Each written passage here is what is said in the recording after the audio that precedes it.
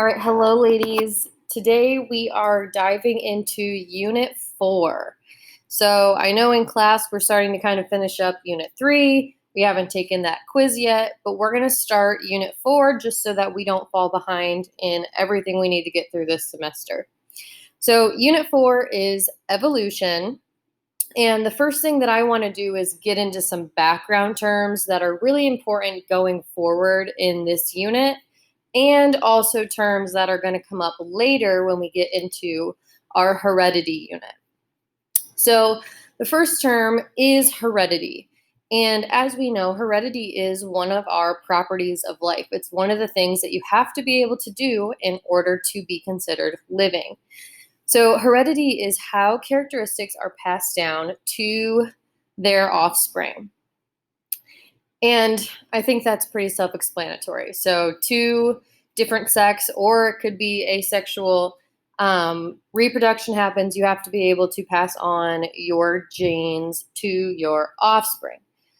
Let's talk about what a gene is. A gene is a functional unit of heredity. So it's found in DNA. It's kind of this broad term that we use when we talk about heredity. And it's the main kind of unit of heredity. Then we have trait, and that is your observable characteristic. So when we're talking about genes, we might be specifically talking about a certain trait. And we might say that your gene is expressed or not expressed based on if you have or don't have that trait. So think about your hair color or your eye color. Those are from genes that you have in your body and your DNA, but they're observable characteristics that we can see on the outside. Another term that I want you to know is adaptation. And this is a feature that is common in a population because it provides some type of improved function. So different populations will adapt to their environments in order to be able to survive. And we're going to get into that a little bit as we go through this notes video. Next term, hopefully you've heard these before, but if you haven't, that's okay, is alleles. And this is an alternate form of genes for a specific trait that we're talking about. So let's pretend we're talking about brown eyes. Brown eyes is dominant over blue eyes. So dominant alleles means that it masks the effect of other alleles. So that dominant trait from that allele or that gene is masked, it masks the other trait. And the opposite of dominant would be recessive. So that would be blue eyes. Recessive is an allele that's masked by the dominant allele. So if this is a little bit confusing, it's okay. These are kind of just general terms I want you to at least know the definitions of going into this unit. When we're talking about alleles, they are represented as two letters. So the same letter, so we'll say two A's. If they are dominant, the A would be capitalized. If they are recessive, the A is lowercase. When we have homozygous alleles, that is an organism, or when we have an organism that is homozygous, that means that they have two identical alleles for a trait. Now, that means that they either have two lowercase a's or two capital A's. And they have to be the same letter, and they have to be the same either lowercase or capital. Then we have the opposite, so heterozygous. That's an organism with two different alleles for a trait. So think about big A or capital A and lowercase a. That would be heterozygous. So let's get into evolution and natural selection. Evolution is the change in frequency of a trait in a population over time. Specifically, we're talking about microevolution because we're talking about that frequency of a trait. And when we say over time, we mean a long time. Evolution does not happen overnight. It takes a very, very long time. Evolution happens because of this thing called natural selection.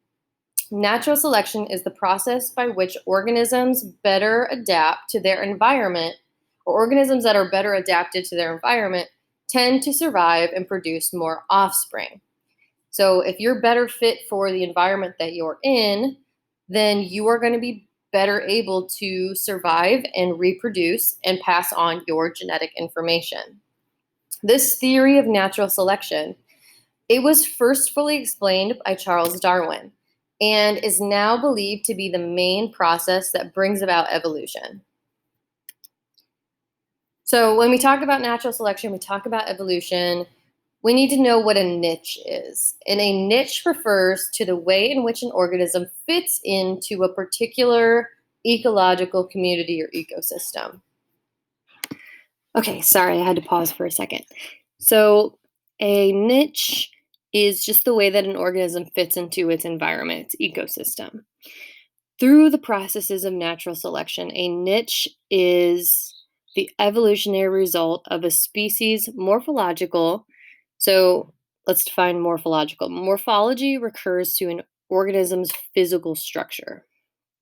So a niche is the evolutionary result of a species' morphological, psychological, and behavioral adaptations to its surroundings.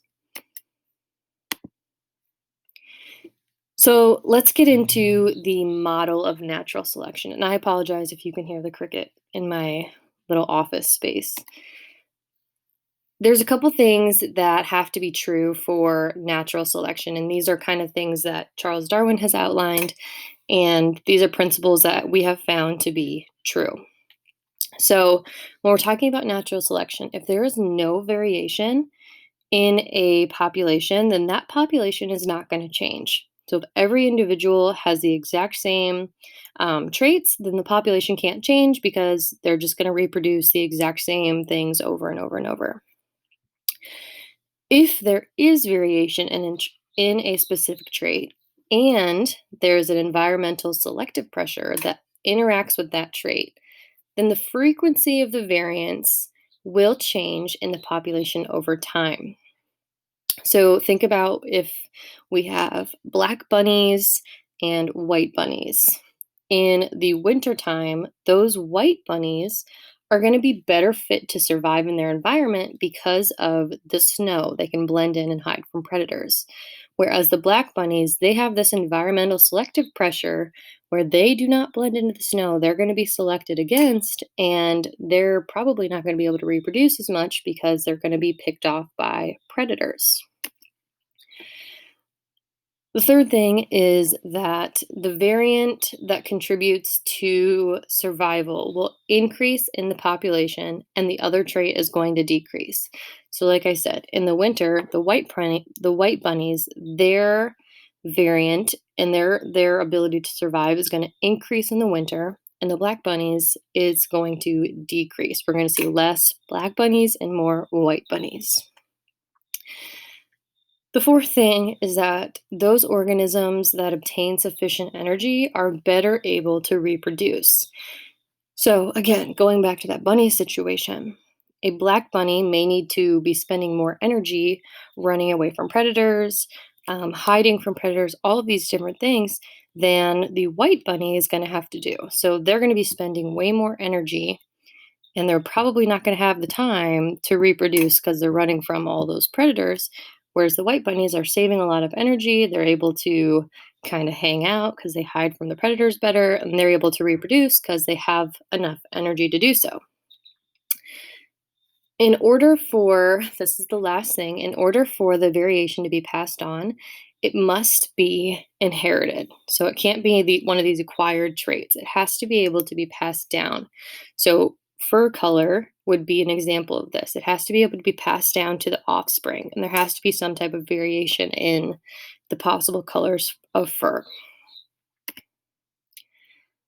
So, really quickly, in generic terms, evolution is any change in the relative frequency of alleles in the gene pool of a population over time. We need to define what gene pool is. So, a gene pool consists of all of the alleles of all of the individuals that make up a population. So, all of the bunnies, all of their alleles are what is a part of what we call a gene pool. Population genetics is the study of the gene and the allele frequencies within a population. So, some people literally do this for their job. They figure out how common certain genes and alleles are in different populations, specifically talking about like animals. They can figure out what potentially could happen to those populations in 5, 10, 20 years based on how the alleles and genes are being selected for or against. So, one of the biggest things that you need to know is that natural selection acts on individuals. It selects individuals that are most fit in their environments to survive and reproduce. So, think about our bunnies. The white bunnies are selected for, they are going to be able to survive and reproduce better than our black bunnies on an individual basis. Evolution, though, and this change in gene frequency over time, that acts on entire populations. And that takes a very, very long time to happen, that the genes could actually change. So remember, a population is a group of individuals of the same species that live in the same area.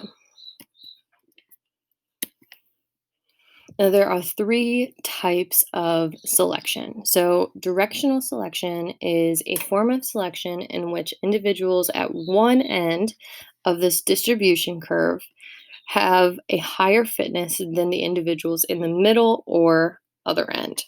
So the distribution then shifts one direction. Think about the rabbit example that I just told you. The white rabbits would do better than the dark colored rabbits, so the graph would shift to the other way. Not how this picture looks, but you get what I'm saying. So it's going to shift one way to favor one type of phenotype or physical trait.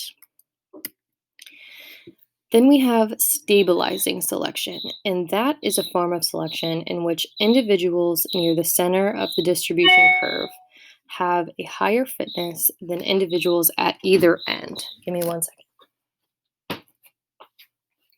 Trying to get this cricket to stop and it won't. Okay, so the distribution curve narrows really small. So it gets more intense towards the middle instead of the smooth curve that we see here. The final type is disruptive. So, disruptive selection is a form of selection in which individuals at either end of the distribution curve have a higher fitness than those that fall near the middle. So, this can create two very distinct physical traits. One of the biggest examples of this is finches. So, their beaks, depending on the type of seeds that are around, the bigger beaks might be better, or the smaller beaks might be better, but the middle sized beaks don't do well with either of those different size seeds. Something of that nature, where two different traits are better than the middle trait. So that concludes our note video for today. We will practice with this a little bit in class, do some different simulations. And if you have any questions, please come find me. We can talk one-on-one.